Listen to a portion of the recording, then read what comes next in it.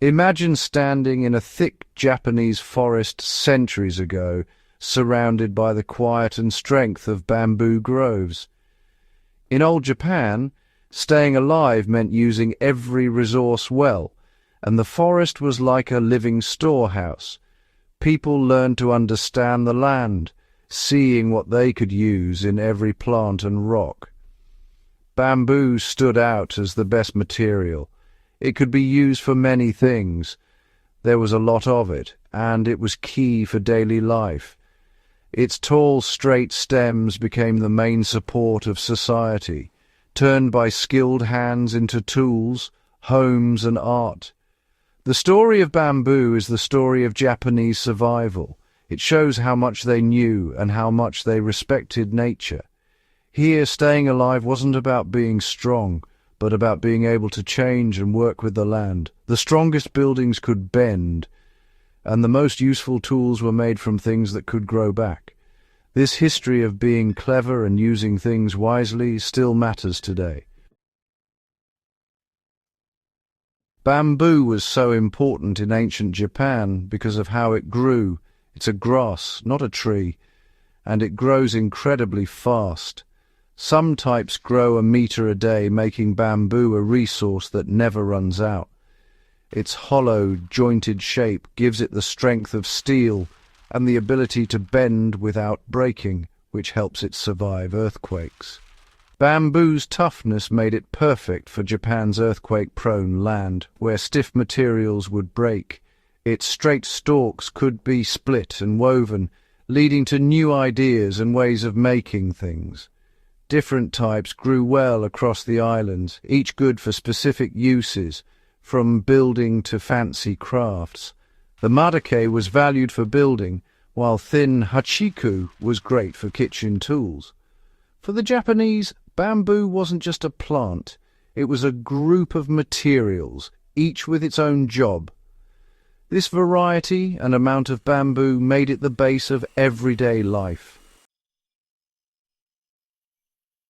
Making things with bamboo started in the grove by carefully picking the best stalk.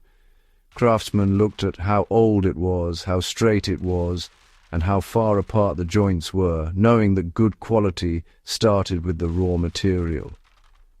Timing was very important. Bamboo was cut in autumn or winter, when there was less sugar in it and fewer bugs. Only mature stalks, 3 to 5 years old, were chosen for their strength and flexibility. Skilled harvesters could tell how old a stalk was by its color and feel, marking good ones for later use. Cutting was done carefully, leaving the roots in the ground so the grove could grow back. This way of doing things showed deep respect for the resource. Every step, from picking to cutting, was guided by old traditions and responsibility. This process made sure both the craft was good and the forest stayed healthy. Freshly cut bamboo needed to be treated to become strong and bug-proof. Craftsmen used aburanuki, heating the stalk over charcoal to pull out oils and water. This fire treatment made the bamboo hard and killed hidden bugs, changing it from green to pale yellow. After the oil was removed, the stalks dried upright in the sun for weeks, carefully turned to stop them from cracking. Sun bleaching made the fibers harder and gave bamboo its special look. For the strongest bamboo, some was smoked for months, filling it with protective chemicals and a rich, dark color. This process, called susudake, made bamboo almost impossible for bugs and rot to damage. Each step needed patience and skill, turning a fragile plant into a tough material. The result was bamboo ready to be used for many, many years. Once treated, bamboo was split into strips using special knives and practiced skill. The stalk could be divided for building or shaved into thin strips for baskets and weaving.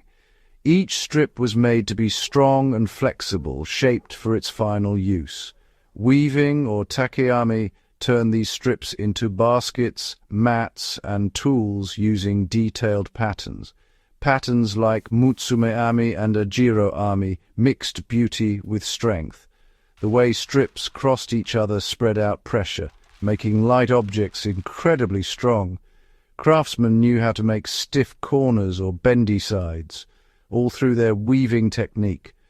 This mix of art and engineering turned simple grass into the basic things people needed every day. Bamboo shaped every part of ancient Japanese life. In building, it formed the flexible frame of houses, soaking up earthquake shocks. It was used for roofs, floors, gutters, and fences, light but strong. In war, bamboo became the core of the yumi longbow and arrow shafts, valued for their power and balance. Hunters and farmers used bamboo for traps, baskets, water pipes, and tools. Everyday items, baskets, strainers, ladles, and hats, were made from bamboo because it was strong and useful. Fishermen made rods and traps. Even clothes and sun hats came from woven bamboo. Bamboo was also key to culture. Musical instruments like the shakuhachi flute and tea ceremony tools showed its beauty and simplicity. From shelter to spiritual practices, bamboo was the best multi-tool. Its presence shaped not just the physical world, but the spirit of Japanese culture. The history of Japanese bamboo craft teaches us about survival, being clever, and using things wisely. Ancient craftsmen did well by mastering local materials, turning a simple plant into solutions for every need. Bamboo's flexibility, both real and in how people thought, offered strength in a world that was always changing. Their way of doing things teaches us to value being able to change over being stiff, and to work with nature instead of trying to control it. Careful harvesting and respect for the grove made sure there were resources for future generations. This understanding of materials from start to finish is a good example for today's circular economy, where things are reused. Finding these crafts again connects us to the power to create from our surroundings.